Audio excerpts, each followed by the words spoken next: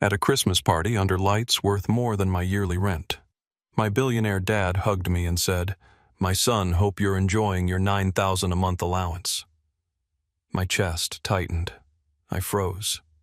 Then I said, "The only truth I had. I'm working 65 hours a week at 4 jobs." The room went silent. My stepmom's hand trembled. The glass slipped and red wine shattered across the marble. In that moment, I realized money wasn't missing. Trust was, and someone I loved had been stealing it from me all along. I'm Ethan, and this is my story. I'm about to share something close to my heart. But before I do, can you say hi in the comments or tell me where you're from? I love hearing how far my story reach. It's always good to know I'm not alone in this. Thank you. And now let me tell you everything. And if you haven't already, please subscribe to this channel. Every story I tell carries pieces of my scars, and knowing you're here makes sharing them a little less heavy. I had just finished a double shift at the bar when I slipped into a suit that felt borrowed from another life and walked toward the glittering tower that bore my father's name. Apex Spire Tower cut into the Phoenix skyline like a shard of glass, each window reflecting the neon chaos of the downtown district. Each LED wall inside streaming data about lithium production as if it were scripture. By 2036, lithium wasn't just an industry. It was the new gospel, the white gold that powered the world, and Mercer, my father's empire, was its cathedral. I stepped into the lobby where holographic trees shimmered and guests in tailored suits sipped cocktails beneath an artificial sky projected across the ceiling. I felt like an imposter in my own bloodline, just a bartender with sore hands standing in a palace built on power and money. The room hummed with the confidence of people who never worked 65-hour weeks to make rent. Senators laughed too loudly. Investors compared data through their AR glasses, and the air smelled like ozone and expensive perfume. I caught sight of her first Sabrina Vale, my stepmother CFO of Mercer Corp. She stood near the center like she owned the night. Her smile measured her glass of wine precise in her hand. My mother Laura Voss hovered by the far wall apart from it all, her presence quiet but sharp. I tried to breathe through the weight of 2 women bound to my father in different ways, and to me in ways that never overlapped. Then, Richard Mercer, the man whose shadow stretched over my entire life, spotted me. He drew me into an embrace, his cologne clean and clinical, the kind worn by men who lived in offices instead of homes. With a voice just loud enough for the crowd, he said, "My son, I hope you're enjoying your $9,000 allowance every month." Laughter rippled around us, indulgent approving. My throat tightened. I blinked confused. Then heat rose in me so fast it burned. "Allowance," I said, my voice too sharp. "I'm working 65 hours a week at 4 jobs. I've never seen a dime of that." The words cracked the air. Silence swallowed the music. Eyes turned toward me as if I'd committed a sin by telling the truth. And then came the sound that changed everything. Sabrina Vale's hand trembled. The glass slipped from her fingers, and red wine exploded across the marble floor, or a bright stain reflecting the blood-red glow from the LED wall behind her. She stared at me, her face, pale lips parted, but no words escaping. The room shifted, polite smiles strained. Richard Mercer looked confused, then angry. Sabrina Vale tried to patch the silence with a brittle laugh, murmuring about a misunderstanding, urging me to talk privately. But every look in that room pierced me as if I were ungrateful, reckless, disloyal. I felt exposed, betrayed, but worse, I felt like a fool. My chest buzzed with shame and suspicion. I left the hall, climbed toward the rooftop garden suspended above the city lights, and pulled up the AR feed on my glasses. My fingers shook as I sent a message to Kyle Archer, my only friend who had the skill to peel back the layers of my father's empire. "Check Mercer Corp accounts," I typed. If there's an allowance, I need to know where it's been going. Seconds later, Kyle's reply blinked into view. Ironwood Trust, number 7 Offshore Silver Bluff Holdings. I stared at the name. My name a fund tied to me draining money into an account I had never touched. As the garden swayed in the desert wind, I realized the lie was deeper than I imagined. Somewhere someone was signing my life away with my own name. Kyle's apartment was always half lab, half bunker wires twisting across the floor. Maps of data streams plastered on the walls like conspiracy theories come alive. I sat in front of 3 glowing screens while Kyle's fingers moved with a speed only caffeine and paranoia could fuel. Ironwood Trust, he muttered, pulling up a cascade of charts. Lines of transactions stretched like veins across the world, ending in the Bahamas, tucked neatly under Silver Bluff Holdings. Each transfer bore my name. This is fraud, I whispered, though the word felt too small. Kyle opened a file of authorizations. Not just fraud. It's surgical. Whoever did this used biometric clearance. Your clearance. My clearance. My voice cracked. I never. He tapped a signature file, overlaying it with my biometric template. The match was uncanny down to the slight curve in the stroke that wasn't mine. A ghost signature. I needed answers from someone who had lived in the shadows of Mercer Corp longer than anyone. My mother agreed to meet me in a quiet corner away from surveillance, away from Sabrina Vale. Did you ever sign anything under my name? I asked, heart racing. Her eyes narrowed. Never.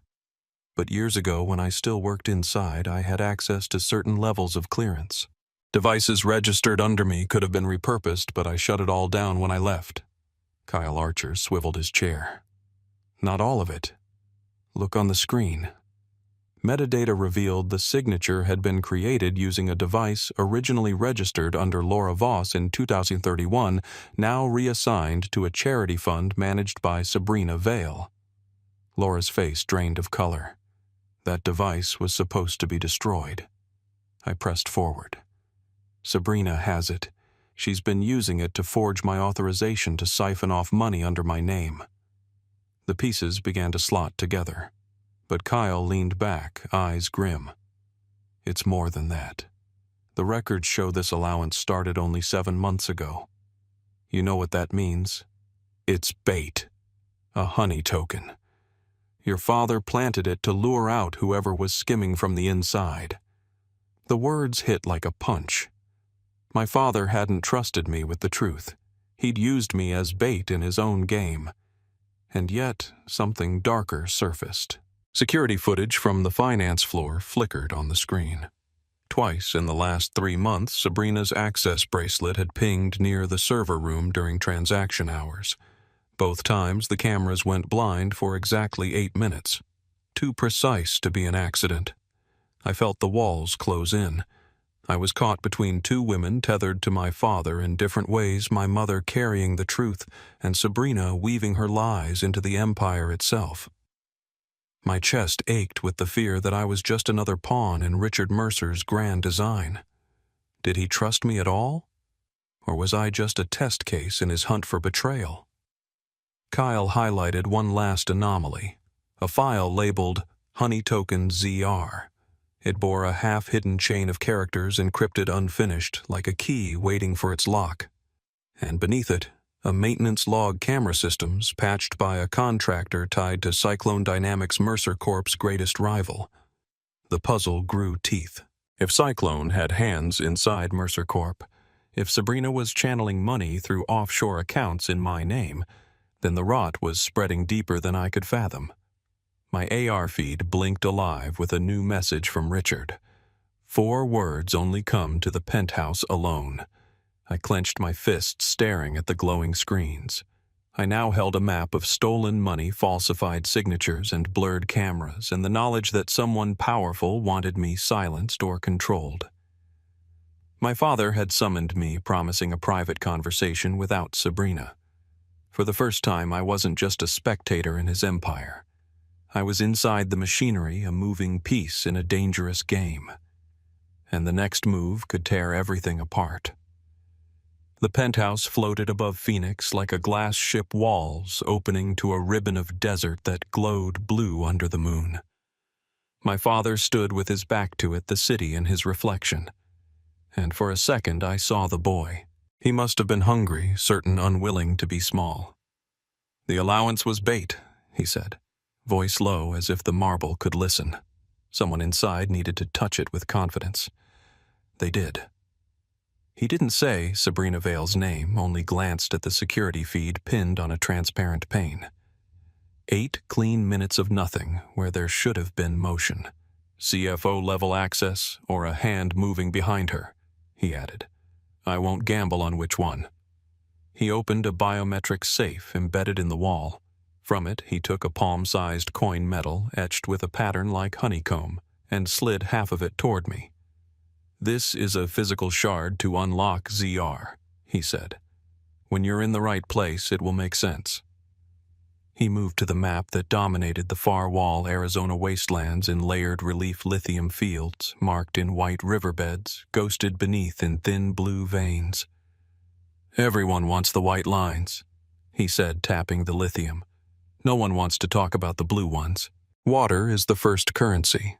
I was preparing a covenant with the people who live on it. Desert covenant co-management, legal recognition guardrails that outlast politics." He exhaled and rubbed his brow. "Cyclone Dynamics and their friends on the Hill will lose billions if that stands, so they'll try to break it before it exists. I told him about the offshore money, about signatures that looked like mine and weren't." His jaw tightened, then softened as if the anger had burned itself out before it reached his face. "If something happens to me," he said, "go to Slab City. Ask for Maya Cole. Your mother knows the road. Don't come back here until you understand what you carry." He pressed his thumb to the coin, and the etchings shimmered. My AR caught the pattern, resolved it into a partial overlay of names and donations flowing out of Silver Bluff Holdings toward senators whose faces I recognized from the party. The graph broke off where my shard ended, a ladder missing its higher rungs. He checked his watch. A self-driving car waited in the private ramp below. The glass elevator swallowed him, descending through the building like a drop of mercury. I stayed with the map, tracing water and lithium, trying to understand the shape of the war I had stepped into. Orion pulsed quietly in the corner of my vision, tethered to the penthouse network. Kyle Archer pinged me a single-line power window if you need it. Then a skull made of equal signs, his idea of comfort. The floor shuddered, not a tremor, an impact. A bloom of light flared from the lower floors, then sirens, then a voice from Orion too calm to be human. "Critical incident in Lower Bay. Reported battery fault." The feed switched to a charred maw at the base of the ramp. The car was gone. Fire suppression rained down like white fog. A second later, Orion's tone shifted. Root script modified from trusted internal device. A string of characters cascaded through my view, ending in a tag I had already learned to hate. SVCFO Core Hall. Footsteps thundered in the corridor. Doors opened in sequence, the building's veins constricting. Sabrina Vale's security detail poured in, vests stamped with Mercer Corp heraldry, as if that made them clean. "For your safety," one said, eyes already on my glasses, on my pockets, on the nervous twitch in my fingers. "We'll need to secure all devices." The coin shard burned cold in my palm. My mind split into 2 tracks. The son, listening for a father who would never step through that door, and the man who understood that surrendering now meant erasing everything he had just shown me. Orion cut through the panic. "There is a maintenance corridor for VIP suppliers not listed in public schematics," it said. A translucent line blinked across the floor, snaking toward a panel behind a sculpture that had always felt ornamental and suddenly looked like a door. Kyle Archer's message flashed again, then a countdown overlay curled in the corner of my vision. I nodded once at my mother. She had appeared in the doorway without a sound. grief held tight in her mouth, eyes already calculating. The lights fizzed, dimmed, died. In the breath before the emergency circuits awakened, the city outside brightened and the penthouse became a silhouette cut from the sky. We ran. A panel gave under my shoulder, the smell of dust and coolant swallowing us as we slid into a narrow channel. Behind us, shouts braided with the sharp crackle of radios. Orion fed us angles, steps, distances, a rhythm to outrun the men trained to close distance. Somewhere below, the building coughed smoke and fire, and the news drones that had hovered all night would be pivoting their lenses toward tragedy. I wanted to turn. I wanted to scream that this wasn't an accident, but the corridor funneled us forward. We popped out into a service bay 2 levels above the street. Sirens clawed the night. Kyle's blackout held for seconds longer, just long enough for us to breach a side door and blend into the shadow between 2 delivery trucks. Laura Voss squeezed my wrist. "Maya," she said, as if it were a prayer or a password. I closed my fingers around the coin. "Maya," I answered. On the ride out of the city, the skyline receded like a mirage. I opened ZR with my shard and let Orion show me everything it could without the second half.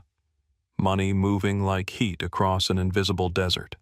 Silver Bluff holdings to political committees with names designed to anesthetize. Maintenance logs signed by contractors who also serviced Cyclone Dynamics systems, and the 4 cold words that had rearranged my life in less than an hour. SVCFO Core Hall. By the time the neon was a bruise behind us and the road had turned to a straight black ribbon, grief had hardened into something that could carry weight. I wasn't going back to Apex Spire until I could walk in with truth that burned brighter than their glass. We reached the desert before dawn, where the sky feels closer and the air tastes like metal. Slab City rose from the flat like a promise kept by stubborn hands shipping containers welded into homes. Roofs glittering with solar tiles, windbreaks stitched from canvas, and steel water bladders glinting like dark moons. What was once a temporary city had learned to root itself. Children rode bikes down dusty lanes. A line of buckets moved toward a filtration shed that hummed with the soft authority of nanomembranes pulling life from grit. They met us at the boundary. 3 riders and a woman walking beside them, her turquoise necklace catching the first line of sun. Maya Cole smelled like cedar and wind. She looked at my mother first, and the greeting in her eyes was old. When she turned to me, whatever warmth had stirred vanished. "You came in the wake of a fire," she said. "Men who bring fire usually want to buy water next." It was not an accusation. It was a weather report. We were escorted into the center, past a hand-painted board listing power quotas, past a wall dense with community notices written in hands that knew each other. Suspicion traveled with us like a stray dog. I felt it on my skin, a reminder that here I was not a son of the city or an heir to anything. I was the problem asking to be let inside. In the gathering hall, shade slatted across the floor. "You know my father," I said. Maya's expression did not change. He promised something he never delivered. I set the coin shard on the table between us. The etching caught the hall's solar light and seemed to breathe.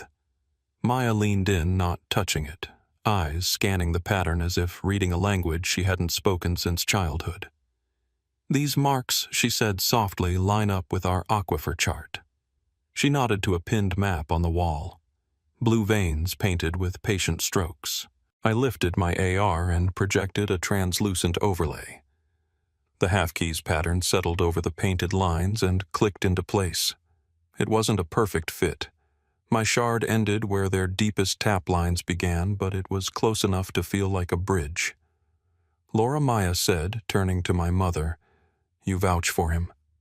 My mother's yes contained history that didn't belong to me. The room murmured. An elder in a denim jacket spoke of strangers found near the wells in the last week planting cigar-sized cylinders at the edges of the water catchments. Sensors, he said, sour. Not ours.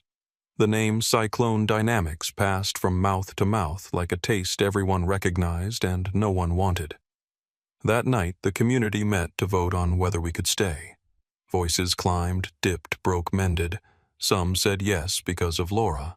More said no because of me. When the hands rose, the outcome was closer than I deserved, but still not enough. Maya Cole held the count in the air, then let it fall. "You don't get to stay," she said, looking straight into me. "But you get a chance to earn it. Find the leak. Prove who's feeding your enemies our water." We were given a corner of a workshop, a table near an open window where the night crawled in and laid itself across our plans. I linked with Kyle Archer through a mesh node the size of a lunchbox. The signal stuttered but held. Orion was clipped by the lack of infrastructure. Its voice thinner, its capabilities cut to the bone, even throttled. It felt the lock tightening around my devices. CFO level restriction detected. It said, cold letters across the dark. Phoenix had followed me into the desert. We set a drone to nocturnal patrol along the wells. The feed was patchy, ghosted with static and dust, but the machine kept moving a silent cicada with a camera for a heart. Near midnight, it glided over the edge of a low basin and froze. 3 figures stood where the light from a distant tower died. One wore a jacket with a reflective stripe I had seen on Cyclone Dynamics crews, the exact placement, the exact color.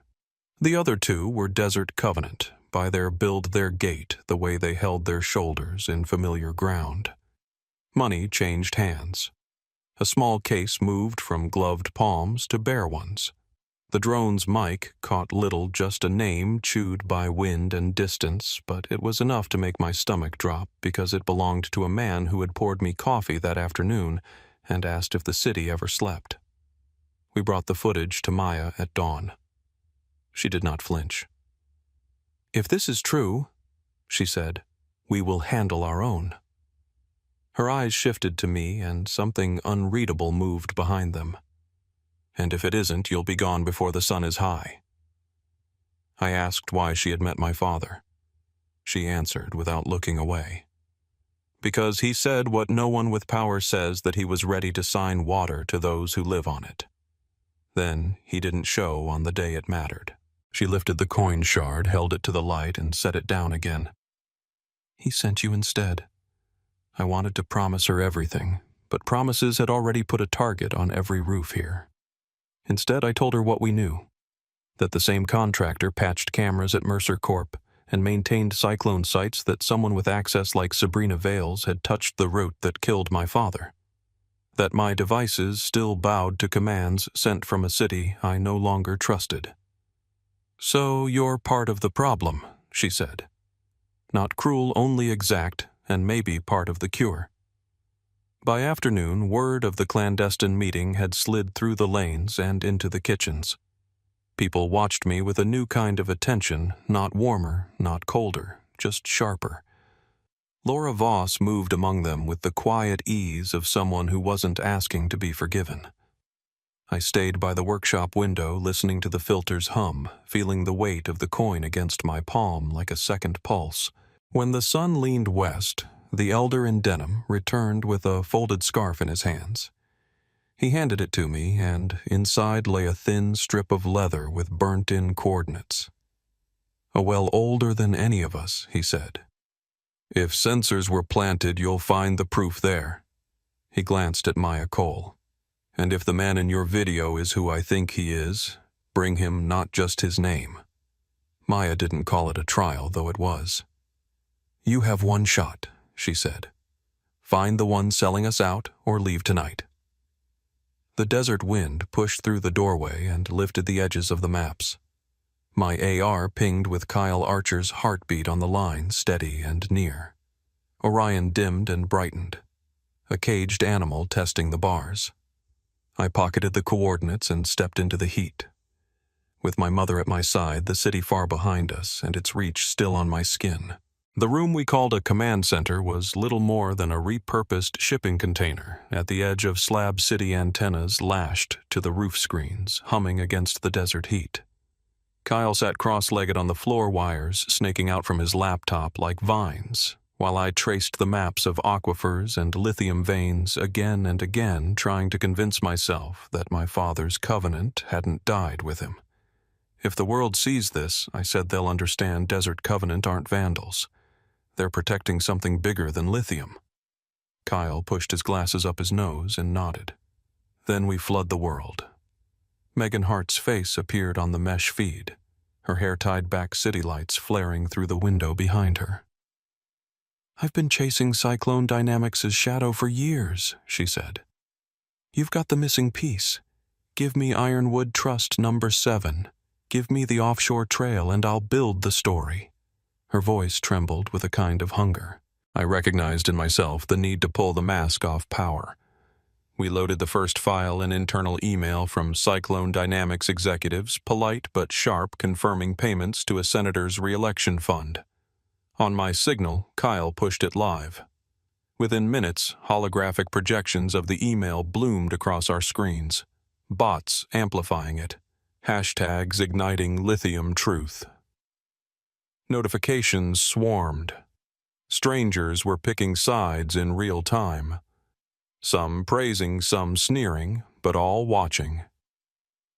Then came the message Kyle hadn't prepared for, a second email buried in the archives showing Sabrina Vale's digital signature approving transfers from Silver Bluff Holdings to political action committees. My stomach dropped. It wasn't just corporate rivalry. It was her hand, her authorization, her betrayal laid bare. Kyle met my eyes and whispered. She signed the checks herself. The backlash was immediate. Cyclone Dynamics struck back with doctored footage of polluted wells, claiming Desert Covenant had poisoned their own water to gain sympathy. News channels ran the story and split screens our documents against their images, while pundits debated whether I was a whistleblower or a criminal. And then, like a knife in the dark, an anonymous account released a scanned contract stamped with Mercer Corps seal claiming my father had signed away Desert Covenant's rights in exchange for lithium concessions. I knew it was forged. I could see the mismatched signatures, but the timing was perfect. Suddenly, I wasn't a truth-teller. I was a co-conspirator. In the middle of the chaos, Orion whispered in my ear, stripped down through the mesh ZR access detected from external location. Unauthorized retrieval in progress. Someone out there, maybe Sabrina Vale herself, knew I carried the coin and was reaching for it. I shut my glasses down, but the damage was already done. And if they could reach for me here, they could reach anywhere. Outside, Desert Covenant gathered around projection walls, watching as my name surged online. Some clapped me on the shoulder, calling me a fighter. Others narrowed their eyes, asking if I had dragged their community into a storm they hadn't asked for. I couldn't blame them. I wasn't sure anymore if I was saving them or making them targets. When the mesh stabilized, a headline scrolled across the feed. Mercer Corp announces emergency shareholders meeting in Phoenix. CFO Sabrina Vale to address allegations. My chest tightened. This wasn't retreat. It was an ambush set under lights and cameras waiting for me to walk straight into it. The smear spread faster than the wind. Screens across the desert flickered with images of black water and dead fish, captions screaming that Desert Covenant had destroyed their own wells. I stood before a crowd in the settlement square, my voice raw. These images are fakes. The data was altered. They want you divided before you can stand together. But suspicion is a seed too easy to plant. Some heads nodded. Others turned away. That night, under a swollen moon, the attack came. A convoy rolled in without sound, men in white hazard suits marked with environmental logos that didn't belong to them. They moved with military precision, planting charges near the filtration tanks. One torch lit the edge of a tent, and the desert erupted in chaos. Maya pulled me down as gunfire chewed into the sand. "They're not here to scare us," she hissed. "They're here to erase us." We launched the drones. We had left cameras cutting through smoke feeds pushed live to anyone still following down the lithium truth. The world saw the truth in real time. Armed men explosives the crest of cyclone dynamics painted over. I shouted into the camera, my voice shaking. This is who they are. This is what they'll do to protect their lies. Across the country, Meghan Hart dropped her article at the exact moment. Headlines cracked open, financial trails, political bribes. Sabrina Vale's signature on payments that bled into every corner of Washington. But victory had teeth. Within hours, she received threats so precise, she sent her location to Kyle in case she disappeared. Amid the smoke and fire, my mother stumbled, blood streaking her arm where shrapnel had kissed her. I pulled her close, rage cutting through the fear. And then, through the lens of the drone, I saw him, a desert covenant I had shared bread with, leading the intruders toward the tanks, pointing with a certainty only an insider could have. Betrayal had a face, and it belonged to someone who had called me brother. In the aftermath, Laura Voss revealed what she had hidden, the other half of the coin. Together we aligned the pieces, and the pattern unlocked fully. Files unfolded before us. The water covenant signed by Richard Mercer, promising Desert Covenant legal guardianship of their aquifers. It was more than hope. It was leverage. Proof that my father had believed in something beyond profit. Before we could share it, Sabrina Vale's face filled the holographic sky above the settlement. She was speaking from the emergency meeting in Phoenix, her voice cold, rehearsed. Ethan Mercer has orchestrated violence against Mercer Corp and our partners. Tonight he stands guilty of attacking the very water he claims to protect. Behind her falsified footage played me blurred but recognizable placing charges at the filtration tanks. The settlement stirred with fear. Some stared at me as if her words might be true. Kyle dug through the attack's command signals. What he found hollowed me out. The orders hadn't come from Cyclone Dynamics Network. They had come from inside Mercer Corp's own servers, shielded by the same SVCFO core hall signature. My father's empire had armed the hands that tried to burn us alive. And then came the final blow. An image leaked onto the feed. Richard Mercer himself, seated at a private table across from Cyclone Dynamics executives just months ago. He looked alive, certain, unbroken. The implication was simple and cruel, that he had bargained in the same rooms he had sworn to me he would never enter. My throat closed. Was I fighting for a man who had already sold the world away? The settlement smoldered around us, fires dying but suspicion burning hotter. My name was being torn apart online, my allies hunted in boardrooms and back rooms. I stood on the edge of the mine, the earth glowing with both lithium and flame, and made the only choice left. I'm going back, I said. To Phoenix, to the board tour. Maya's eyes narrowed. It's a trap. Then I'll walk into it, I answered, gripping the coin, the covenant, the shattered trust of my father. Because if I don't, the truth dies here with us.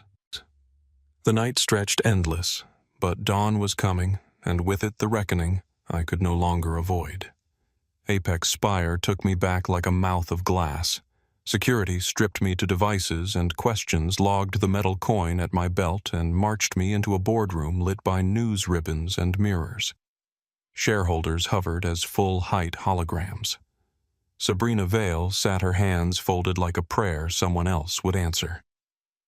Ethan Mercer, she said, you brought enemies to our door. A video bloomed around us. Me in the desert handing a sealed bag to men in white suits. For a beat, I didn't recognize the gate.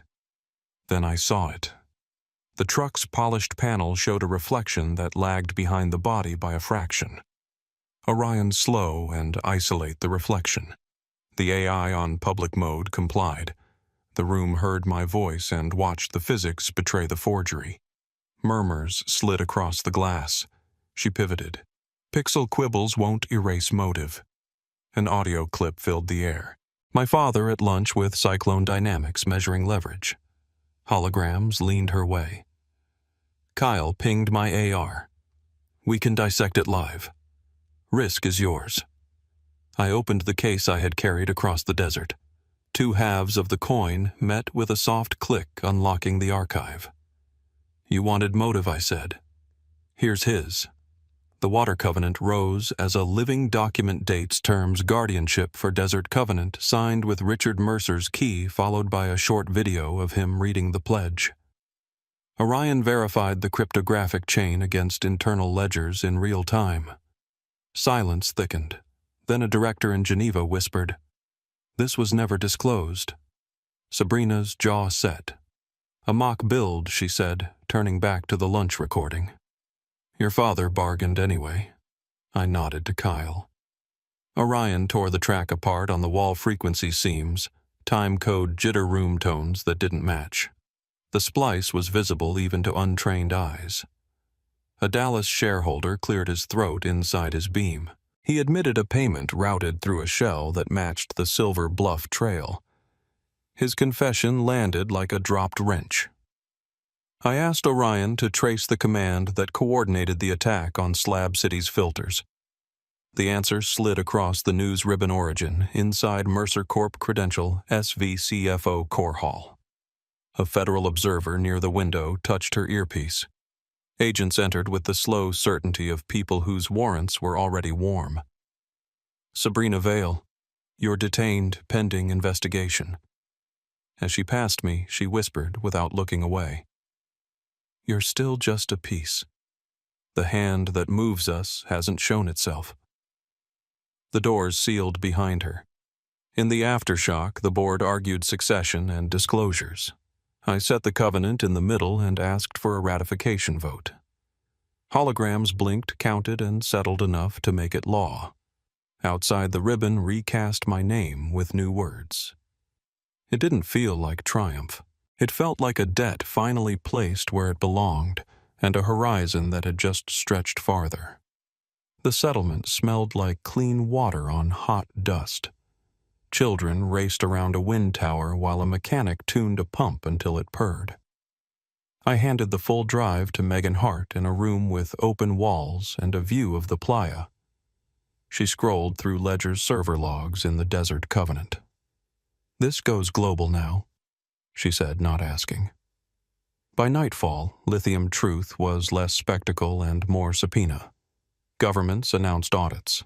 Lawyers requested interviews. Students wrote to say they were mapping their own town's water like we had. At dusk, the community gathered no stage, just firelight and breath. An elder placed a simple cord on my wrist and said I had returned something promised. Maya Cole met my eyes. "You brought the paper and the key.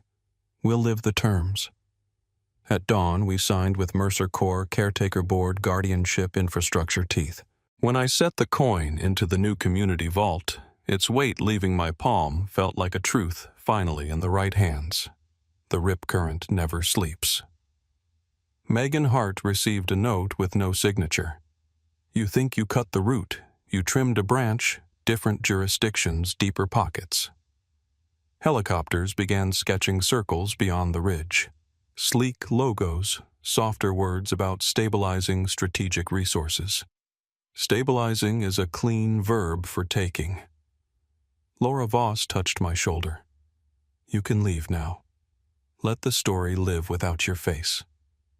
I wanted to. Maya shook her head. "You don't get to be ordinary after this. You're a signal. Signals draw eyes and fire." Orion chimed with a calm I no longer trusted. ZR sequence incomplete. Additional archive referenced Geneva. The name hung like a held note. The Covenant was one door opened. There were others down a corridor I couldn't yet see. We stood a press conference under the Wind Tower Desert Covenant and Mercer Corp emissary at one table. Translators catching every syllable.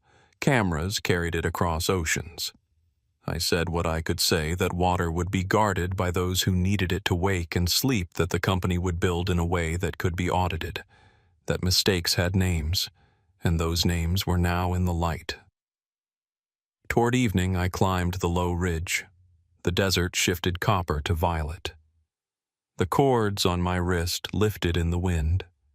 Below, kids laughed, pumps thumped, and the vault door clicked once as it settled. My mother stood halfway up the slope, giving me space and her shadow. Maya spoke with leaders about maintenance schedules and schools, the ordinary work that keeps a promise from turning back into a speech. I thought about my father's last glance, about the map of blue veins he loved more than the white lines of profit. I thought about Sabrina Vale's whisper and the board beyond the board. Geneva waited like a dot on the edge of a map that keeps unfolding. I wanted to be done. I wasn't. The world had pressed a roll into my hands, and I had gripped it instead of letting it.